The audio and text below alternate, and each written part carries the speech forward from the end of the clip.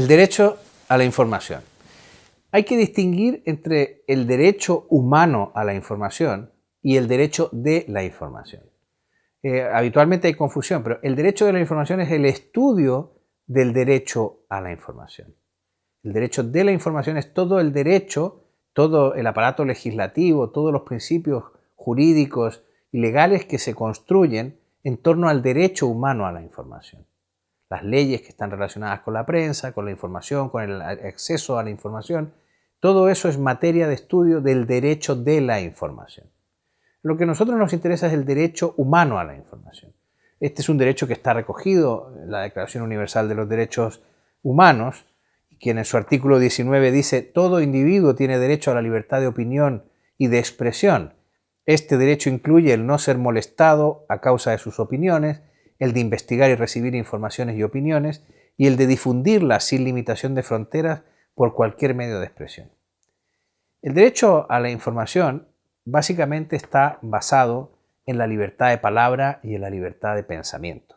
Si nos fijamos en la descripción que hace la Declaración de Derechos Humanos, es el derecho a no ser molestado por las cosas que uno piensa, a mantener la libertad absoluta en términos de lo que es el pensamiento de las personas. Esto tiene que ver con las batallas religiosas de la época medieval, de la época moderna también en Europa, en la que el sectarismo religioso, digamos, provocaba guerras y durante muchos años empañó la coexistencia en Europa. La libertad de religión formaba parte de la libertad de pensamiento y la libertad de creencias.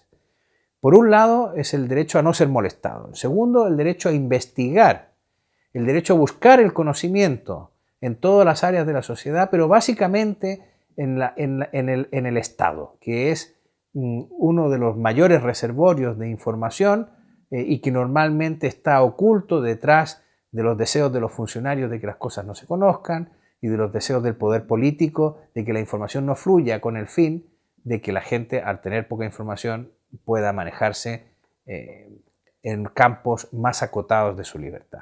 Y por último, el derecho incluye un tercer aspecto, que es la difusión de esas informaciones o la difusión de esas ideas que hemos tenido la posibilidad de investigar o conocer amparados en este derecho. Teniendo en cuenta estas tres características: el no ser molestado, el poder investigar, buscar información y el poder difundirla en cualquier forma y por cualquier medio sin que exista censura previa, estos son los tres elementos que configuran este derecho. Y que, como parece lógico, es muy sencillo conectarlo con un derecho humano natural. Es el derecho del hombre al conocimiento, es el derecho a satisfacer su curiosidad intrínseca, parte del derecho a la información. ¿Significa esto que surge aquí un derecho del Estado para satisfacer este derecho? Yo creo que en la medida en que se trata de un derecho pluralista, básicamente tiene que ser el sector privado el que atienda la satisfacción de este derecho. Son los mismos, ya que se trata de un derecho que tú ejerces y al mismo tiempo ejercen para ti. Es un derecho que básicamente invita al intercambio de conocimiento y al intercambio de opiniones. El derecho a la información está conectado con la libertad de pensamiento y con la libertad de palabra, y eso no hay que olvidarlo. Y es tan importante como eso el derecho a buscar información, además que a recibir información, porque eso configurará lo que actualmente se llama el derecho de acceso a la información y que está muy en boga en las redes sociales y en el mundo del periodismo digital, porque la mayoría de los países están empezando a aprobar leyes que garantizan el acceso de los ciudadanos a la información que sobre todo tiene el Estado en su poder. Eso es lo que está dando origen a lo que yo llamo las instituciones 2.0 del sistema democrático: leyes de acceso, leyes de transparencia, consejos de transparencia, métodos a través de los cuales el Estado se somete, digamos, a una serie de reglas normadas para ofrecer a los ciudadanos que lo pidan la información que estos estén reclamando. Ese es el derecho a la información y, como he dicho, no debemos confundir el derecho humano a la información, que es este derecho perfectamente tipificado, hemos dicho, no ser molestado, recoger, buscar, recabar información, difundirla por cualquier medio sin censura previa. El periodismo como oficio.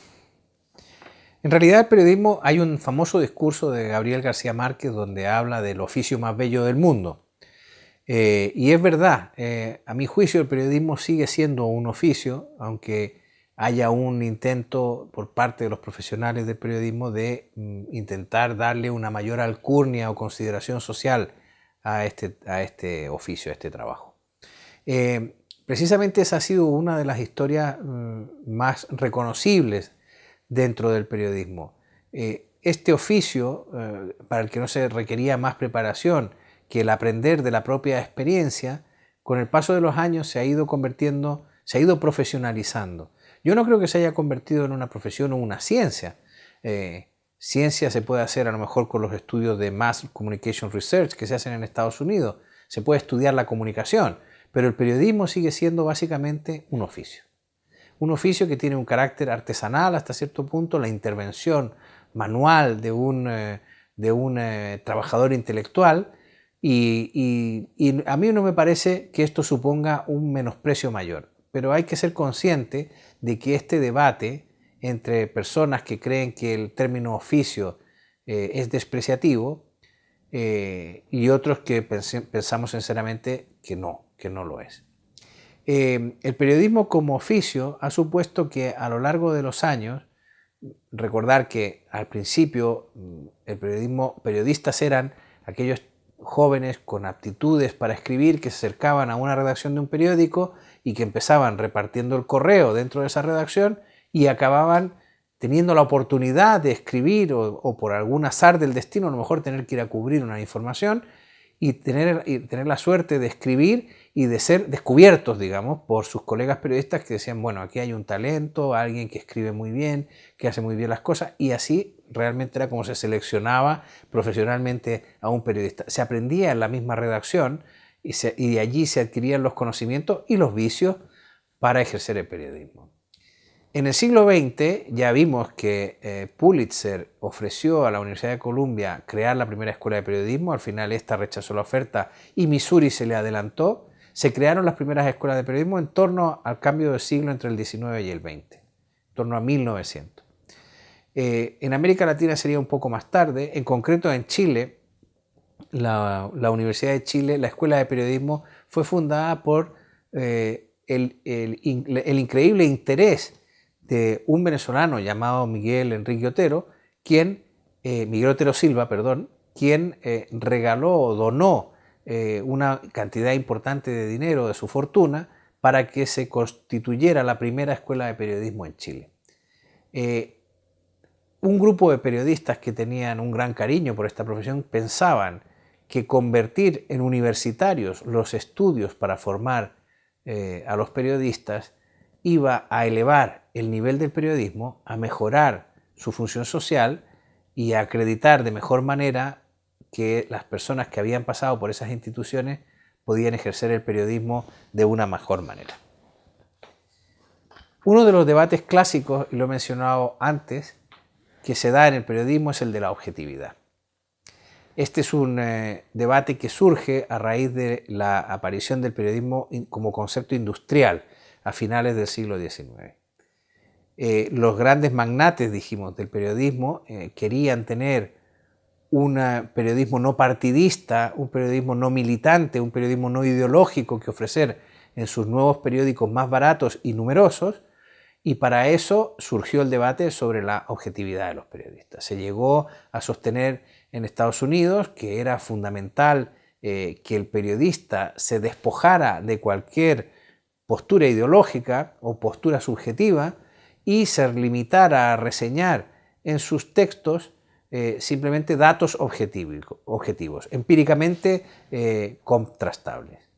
Esto ha sido una discusión que inmediatamente se formó con un sector que creía que esto era prácticamente imposible, puesto que la subjetividad del periodista interviene en todo el proceso, no solo en el proceso de redacción e investigación de una historia, sino que además ya desde el momento en que se selecciona un tema y se descarta otro, se produce la intervención de la subjetividad de las personas.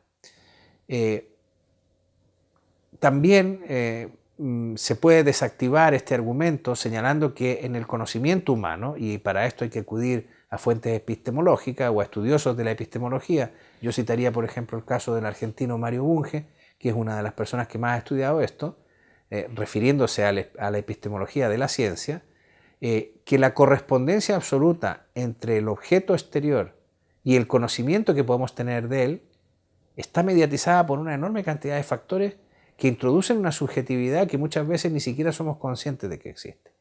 Un pequeño defecto en la formación de la córnea de una persona puede llevar a que la percepción visual de un determinado objeto no sea exactamente igual que la de otra persona que tiene una córnea sana. La percepción de los colores, de los olores, la subjetividad de la persona está allí y no tenemos por qué intentar amortizarla, no tenemos por qué intentar hacerla desaparecer. Al contrario, precisamente esa subjetividad del ser humano es lo que hace que sea mucho más rico el mundo de las ideas y el mundo del periodismo. La discusión sobre la objetividad llevó a dos extremos bien curiosos. Como ya reseñamos en la parte de teoría de la comunicación, el Océano Atlántico dividió dos escuelas, la escuela norteamericana, anglosajona, mucho más empírica, mucho más apegada al dato y a la investigación concreta de determinados hechos, y la escuela europea crítica, pero desde el punto de vista lógico, filosófico, político. En el tema de la objetividad, los periodistas también, de uno y otro lado del Océano Atlántico, se han dividido. Mientras en Estados Unidos efectivamente la idea de la objetividad terminó cuajando y pasó a ser un parámetro de consideración dentro del periodismo en términos de que el mejor periodismo era el que era más objetivo, en Europa se consideraba que esta discusión no tenía ningún sentido, ya que la subjetividad de las personas impregnaba el periodismo completamente y que existía, dado un contexto de pluralismo, la perfecta legitimidad para que las personas exhibieran su subjetividad dentro de sus textos. Eso ha llevado a una formulación bastante sencilla. Mientras en el periodismo norteamericano, aunque hoy ya se ha apodado ese viejo prurito de la objetividad, sin embargo, se ha sustituido por la idea de la imparcialidad. Al final, como la correspondencia entre el hecho externo y el sujeto es imposible por cuestiones de conocimiento, como ha teorizado la epistemología y la filosofía, como esta correspondencia es imposible, el elemento de objetividad ha sido sustituido por la imparcialidad. Y entonces se habla de que el periodista debe tener una actitud imparcial ante los hechos y acercarse como una asíntota, acercarse pero nunca llegar a ello hasta a la objetividad, pero siempre desde el punto de vista de la imparcialidad. Esto más o menos ha venido a resolver el conflicto, pero sin embargo ha dejado una lección, que es lo que decía antes, y es que en Estados Unidos, en el mundo anglosajón, se cree que el periodista que opina en sus textos es un periodista que está pervirtiendo el periodismo, que está saltándose los valores de la objetividad y de la imparcialidad y de la abstención de tomar partido respecto de una información, y en Europa pasa todo lo contrario, y el periodista que no es capaz de opinar en sus textos se le considera un periodista que está castrado, que no es capaz de desarrollar todas sus facultades. En definitiva, en América el periodista que tiene opinión lo hace mal, en Europa el que no tiene opinión es tonto. Esa es un poco las dos visiones que existen en el mundo en torno al tema de la objetividad. Hay más diferencias además entre el periodismo de uno y otro lado, y sobre todo entre el periodismo anglosajón y el latino. Como hemos visto en la teoría de la comunicación, el periodismo anglosajón está mucho más pegado al dato, bebe mucho más de fuentes empíricas, le gusta más la contrastación in situ de las cosas. El periodismo latino, que el que podemos ver en Francia, sobre todo en Europa continental, en España, en Italia, es un periodismo con más florilegio, es un periodismo al que le preocupa más el estilo, al que le preocupa más la presentación, la redacción, la potencia redaccional del autor, las ideas que es capaz de evocar en su texto. La ética en el periodismo. Uno de los grandes debates en el periodismo, en el oficio del periodismo, ha sido la introducción de ciertas normas éticas. Estos mismos periodistas que lucharon porque el periodismo fuera un estudio universitario y se estudiara en la universidad para que los periodistas adquirieran más conocimientos que los que podían obtener con la simple experiencia de una redacción, descubrieron que en las redacciones se habían generado una serie de actitudes nocivas para el periodismo y poco éticas. Por ejemplo, los famosos sobrecogedores. El periodista era invitado a cubrir un determinado acto y a cambio de que escribiera favorablemente de las personas que le habían invitado, le dejaban caer un sobre, un soborno, y esto podía venir de un político, de un empresario, etcétera, de cualquier persona interesada en proyectar una falsa imagen a través del trabajo de este periodista. Esto, que era el pan de cada día en algunos países, forzó y llevó a el establecimiento de ciertas normas éticas dentro del periodismo. En Chile es famoso el caso de la Carta de Ética Periodística que se aprueba en Arica a finales de los años 60, pero en casi todos los países del mundo se desarrolló una inquietud ética que desembocó en una serie de estudios de corte deontológico en el periodismo. Esto, que empezó siendo una cosa tan burda como decir los periodistas no deben cobrar más que de su legítimo propietario de los medios en el que trabaja, que no deben cobrar extras ni deben recibir prebendas de otras personas, pues acabó en un análisis muy extendido de una serie de conductas profesionales. Así como se cuestiona el recibir un dinero, un pago en metálico, también se cuestiona la posibilidad de recibir una invitación, un agasajo o un tratamiento preferencial por parte de las personas sobre las que tienes que informar. Esto se considera, pues, que pone en riesgo la independencia del periódico, y como el periodista se debe, en definitiva, a ese ciudadano que tiene derecho a la información, que tiene derecho humano a la información, el periodista no es más que un instrumento para hacer realidad ese derecho, pues la forma de sustanciar ese derecho se vería afectada si el periodista tiene una obediencia o una amistad o una postura preferente hacia esa persona que le ha invitado. Digamos que este es el viejo debate de que no se puede tener dos señores, y o tu señor es la opinión pública y tus lectores, o tu señor es el empresario o el político que te quiere mediatizar y convertir en agente de sus intereses.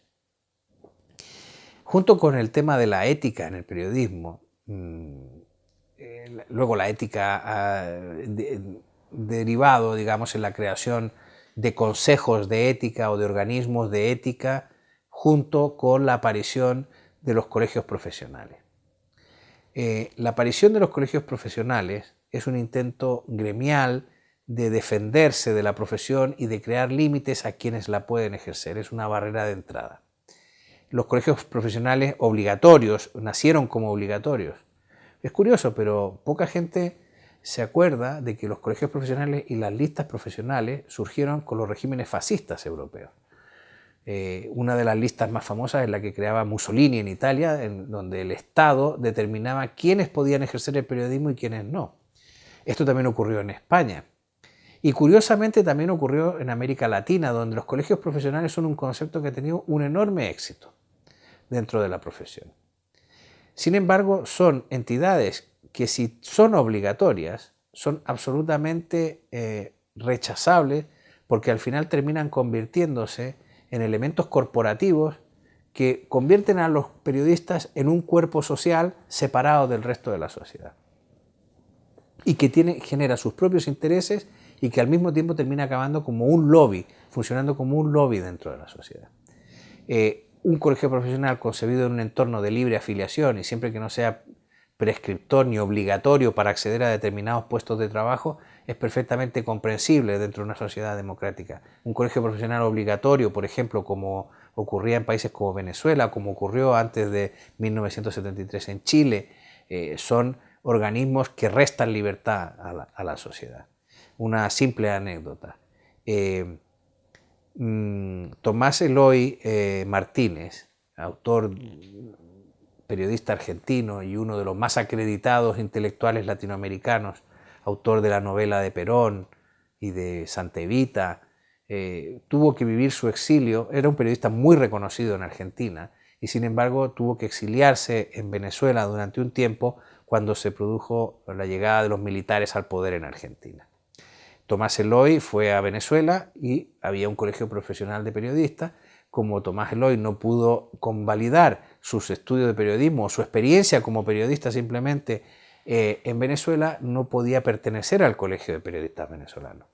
Y Tomás Eloy era un personaje de una riqueza que ficharlo en una redacción suponía inmediatamente un activo para aquel periódico que lo tuviera. Bueno, Tomás Eloy fue contratado en el Diario de Caracas y tenía que trabajar escondido en una buhardilla corrigiendo los textos del resto de los periodistas, porque no podía ejercer el periodismo legalmente. Este es el tipo de patologías que generan los colegios profesionales cuando son obligatorios. O sea, uno de los periodistas más brillantes de América Latina no podía ejercer el periodismo en Venezuela porque existía un colegio profesional obligatorio. En mi caso también me ocurrió. Fue curioso, pero cuando tuve que ir a Venezuela a trabajar para el diario El Universal, yo podía ocupar cualquier puesto, no podía ocupar ningún puesto que estuviera asignado para un periodista porque yo era titulado en una universidad chilena y no había convalidado mis estudios de periodismo en Venezuela. Lo curioso es que los colegios profesionales, que son tan estrictos a la hora de exigir sus titulaciones para ejercer el periodismo, luego dejan en libertad un puesto dentro de las redacciones para que sea el dueño de la empresa el que decida quién lo va a ejercer, ya sea abogado, médico obstetra o arquitecto, el de director. Lo cual significó que tuve que ir a trabajar a Venezuela y el único puesto que podía tener era el de director del periódico. Esto parece una cosa demencial y un poco desquiciante, pues porque precisamente el cargo más importante de una redacción y que deberían ejercer los periodistas después de tanto tiempo dentro de ella, pues está reservado para otros profesionales, mientras que sí está reservado como coto privado de casa el del ejercicio del periodismo. Los colegios profesionales han generado muchas disfunciones y mientras no exista un entorno de libre afiliación, esas disfunciones pueden seguir existiendo. Se consigue con los colegios profesionales expulsar de la profesión periodística a algunas de las personas más talentosas, que a lo mejor sin tener formación periodística consiguen rápidamente los rudimentos para poder ejercerlo y lo hacen demostrando una calidad y un oficio similar al de aquellos que han estudiado periodismo. Entonces es muy importante mantener ahí un criterio de apertura hacia esta situación. Yo en concreto nunca me han pedido el título de periodista para ejercer en España, por ejemplo, donde existe libertad para que cualquier persona ejerza el periodismo siempre que demuestre que tiene oficio para hacerlo. Al margen de esto, los colegios profesionales tomaron como una bandera el asunto de la ética profesional. Ellos, al igual, por ejemplo, que los colegios de ingenieros o de médicos que tienen el control ético de la profesión, querían retener el control ético de la profesión periodística como una manera de gobernar sobre la voluntad de sus afiliados. Sin embargo, por ejemplo, en el caso chileno, esto ha cambiado, pero en sus inicios el Colegio de Periodistas solo procesó por ética o por una causa ética a una periodista. Y esa periodista además era de las más antipáticas que podía existir dentro del gremio profesional, con lo cual, bueno, ni el proceso se sustanció con completa justicia y esto terminó desacreditando el control ético de la profesión. Eso ha cambiado. Hoy hay consejos éticos voluntarios que trabajan con gran profesionalismo y la ética es una cuestión importante y además en la que se reflejan muchas de las inquietudes que la opinión pública y los ciudadanos tienen respecto de los periodistas. Y ahí hay en la deontología profesional cuestiones que tienen que ver con la garantía de la independencia de los periodistas y con la garantía de que su actuación se establezca dentro de márgenes éticos. Y yo creo que hasta aquí podemos dejar las principales notas de lo que es el oficio del periodismo.